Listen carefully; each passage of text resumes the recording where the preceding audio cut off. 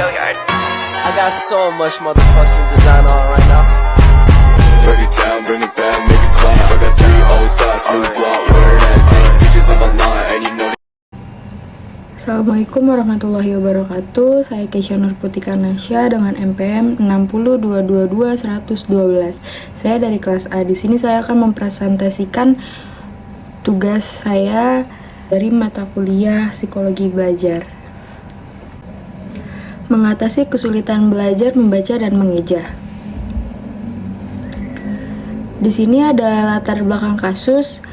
Anak yang mengalami kesulitan belajar, membaca dan mengeja biasanya memiliki masalah dalam mengenali huruf-huruf dan menghubungkannya dengan suara yang tepat saat membaca. Mereka juga sering melakukan kesalahan dalam urutan huruf atau mengabaikan huruf atau kata dalam bacaan. Kurangnya latihan dan eksposur terhadap bahasa tertulis, serta faktor lingkungan dan pendidikan yang tidak mendukung, juga dapat mempengaruhi perkembangan keterampilan membaca dan mengeja anak. Faktor emosional seperti kecemasan, tekanan, dan rendahnya kepercayaan diri juga dapat berperan dalam kesulitan belajar ini. Selanjutnya ada definisi. Disleksia adalah gangguan neurologis yang mempengaruhi kemampuan seorang dalam membaca, mengeja, dan memahami tulisan. Ini adalah gangguan pembelajaran yang kronis dan persisten, tetapi tidak berhubungan dengan masalah kecerdasan atau kekurangan pengajaran. Pada individu dengan disleksia, terjadi kesulitan dalam mengenali dan memahami hubungan antara huruf-huruf, kata-kata, dan bunyi-bunyi yang terkait dalam bahasa tertulis. Gejala yang umum terkait dengan disleksia meliputi kesulitan dalam membaca dengan lancar, kesalahan dalam mengeja kata, mengganti huruf atau kata yang sebenarnya ada dalam bacaan, serta kesulitan dalam memahami dan mengingat informasi yang dibaca. Disleksia dapat mempengaruhi berbagai aspek pembelajaran, termasuk membaca, mengeja, pemahaman tulisan, dan pemahaman bahasa. Disleksia. Disleksia adalah suatu jenis gangguan atau kesulitan belajar yang umumnya mempengaruhi kemampuan membaca serta pengejaan seseorang, di mana seseorang mengalami hambatan atau ketidakmampuan belajar dalam membaca, mengeja, atau memahami bacaan. Sebagai contoh, tulisan yang seharusnya tertulis mobil ditulis modil, B tertukar dengan D.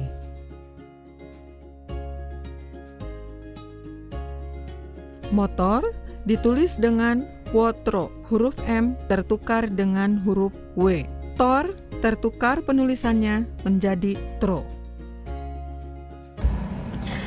Selanjutnya di sini ada kasus yaitu Bayu, seorang siswa berusia 9 tahun di kelas 4 SD.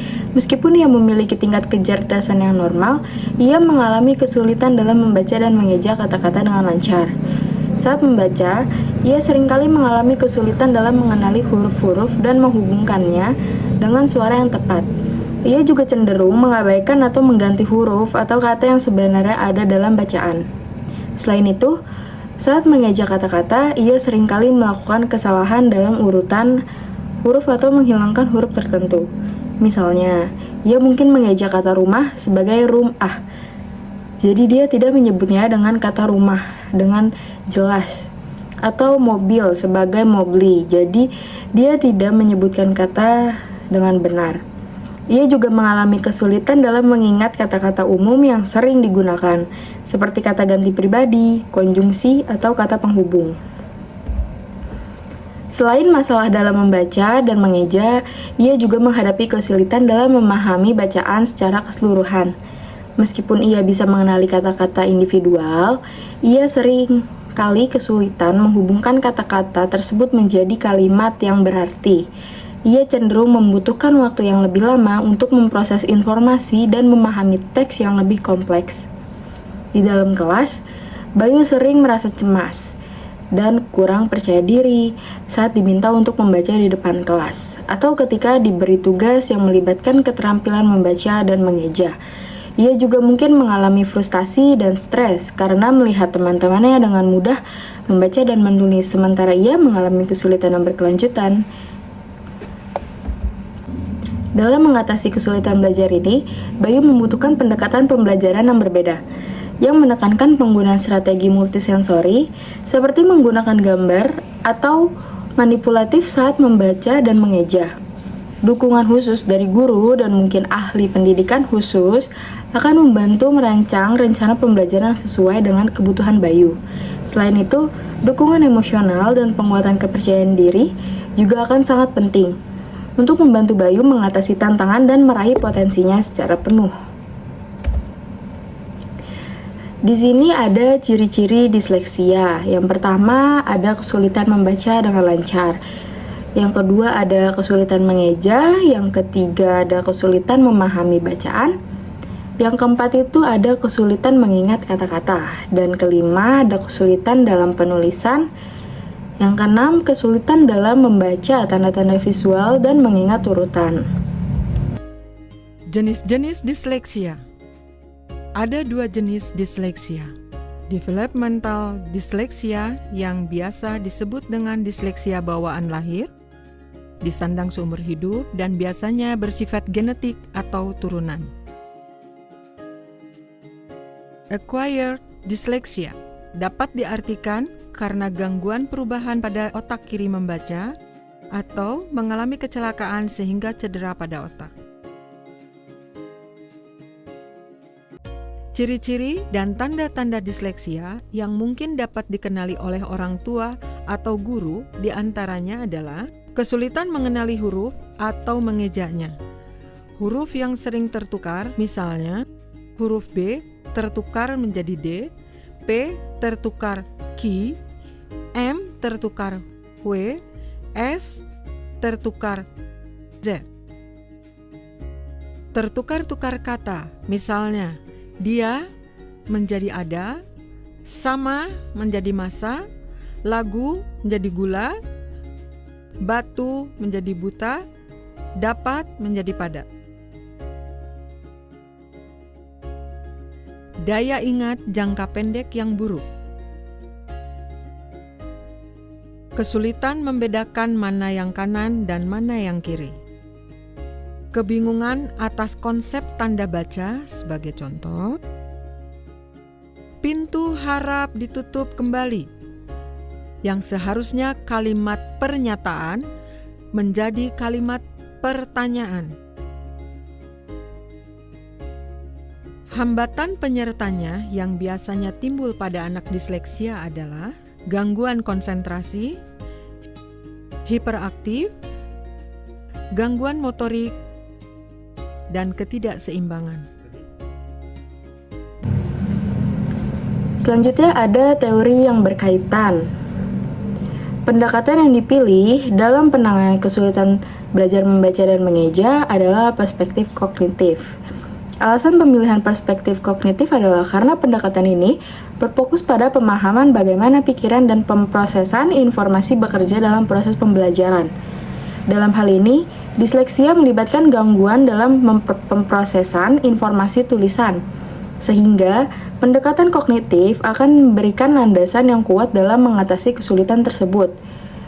Dalam perspektif kognitif, penting untuk memahami bagaimana individu dengan disleksia mengenali huruf-huruf, memahami hubungan antara huruf-huruf, kata-kata, dan bunyi-bunyi, serta mengembangkan strategi untuk memperbaiki kemampuan membaca dan mengeja. Pendekatan ini mengakui bahwa pembelajaran terjadi melalui konstruksi, pemahaman, dan pengembangan strategi kognitif yang efektif. Cara penanganannya di sini dalam penanganan kesulitan belajar membaca dan mengeja dengan pendekatan kognitif, berbagai teknik dan strategi dapat digunakan. Misalnya, penggunaan metode multisensori untuk mengaitkan gambar, suara, dan gerakan dengan huruf dan kata-kata, serta penggunaan manipulatif atau materi yang dapat disentuh untuk membantu memperkuat pemahaman konsep tulisan. Selain itu, penggunaan teknik pemecahan masalah dan latihan yang terstruktur juga dapat membantu meningkatkan kemampuan membaca dan mengeja. Fokus pada pemahaman dan penggunaan konteks dalam membaca juga penting untuk memperbaiki pemahaman bacaan secara keseluruhan. Dalam pendekatan kognitif, dukungan dan bimbingan dari guru dan para ahli pendidikan khusus sangat penting. Mereka dapat merancang rencana pembelajaran yang disesuaikan dengan kebutuhan individu, memberikan umpan balik yang konstruktif, dan mengembangkan strategi yang efektif untuk memperbaiki kemampuan membaca dan mengeja. Dengan pendekatan kognitif ini yang didasarkan pada pemahaman proses kognitif individu dengan kesulitan belajar membaca dan mengeja diberikan dukungan yang tepat untuk mengatasi hambatan tersebut dan mencapai kemajuan dalam pembelajaran. Ada beberapa penanganan yang bisa kita lakukan, baik di rumah maupun di sekolah. Orang tua memegang peranan penting untuk masalah penanganan anak disleksia di rumah. Salah satunya yang bisa dilakukan oleh orang tua di rumah adalah membacakan buku yang menarik minat anak. Kegiatan ini dapat dilakukan lebih dari sekali agar anak dapat terbiasa dengan teks dalam buku. Menyemangati dan membujuk anak secara halus untuk membaca buku, lalu mendiskusikan isinya bersama-sama akan sangat bermanfaat. Setelah penanganan orang tua yang menangani di rumah, yang harus dilakukan di sekolah dengan intervensi edukasi diantaranya adalah anak duduk di barisan paling depan di kelas atau dalam jarak pandang guru, mengutamakan kebutuhan individual siswa, manajemen kelas kecil 10 anak dengan 2 orang guru dalam satu kelas.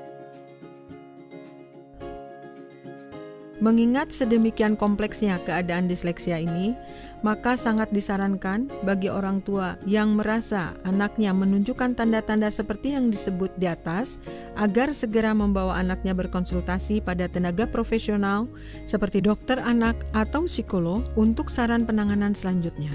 Karena semakin dini kelainan ini dikenali, semakin mudah pula intervensi yang dapat dilakukan, sehingga anak tidak terlanjur larut dalam kondisi yang lebih sulit.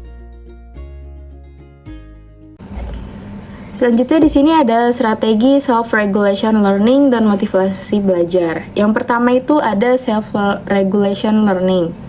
Mengajarkan strategi self-regulation learning kepada individu dengan disleksia dapat membantu mereka mengembangkan keterampilan pengaturan diri, pengawasan terhadap belajar, dan pemecahan masalah. Ini melibatkan kemampuan untuk mengatur waktu, mengelola tugas, mengatur perhatian, dan memantau kemajuan belajar sendiri.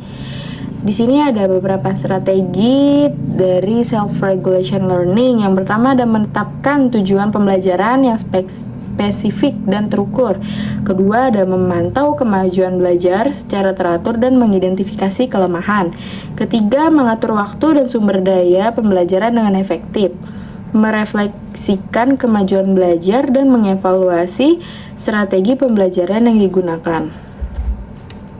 Selanjutnya ada motivasi belajar. Membangun motivasi belajar yang positif dan mempertahankan semangat dalam menghadapi kesulitan adalah penting dalam mengatasi kesulitan belajar membaca dan mengeja, mengidentifikasi minat dan kekuatan individu, memberikan dukungan emosional, dan menghadirkan tantangan yang sesuai dapat membantu mempertahankan motivasi belajar. Di sini ada strategi motivasi belajar. Yang pertama adalah menetapkan tujuan pembelajaran yang menantang dan relevan. Yang kedua itu memberikan umpan balik positif dan konstruktif terhadap upaya dan kemajuan. 3. Menciptakan koneksi antara materi pembelajaran dengan minat individu. Terakhir ada menetapkan reward system untuk mendorong motivasi dan pencapaian. Kesimpulan dari kasus ini, dari materi presentasi hari ini, yaitu tentang mengatasi kesulitan belajar membaca dan mengeja terkait disleksia adalah penting untuk mengenali tanda-tanda disleksia, melakukan diagnosa dan intervensi dini, menggunakan strategi self-regulation learning, membangun motivasi belajar, memberikan dukungan dan kerjasama, serta memperkuat kepercayaan diri. Dengan pendekatan yang tepat dan dukungan yang sesuai, individu dengan disleksia dapat mengatasi kesulitan belajar dan mencapai potensi mereka dalam membaca dan mengeja. Di sini ada beberapa referensi yang saya ambil dari materi-materi yang saya presentasikan. Ini adalah referensinya.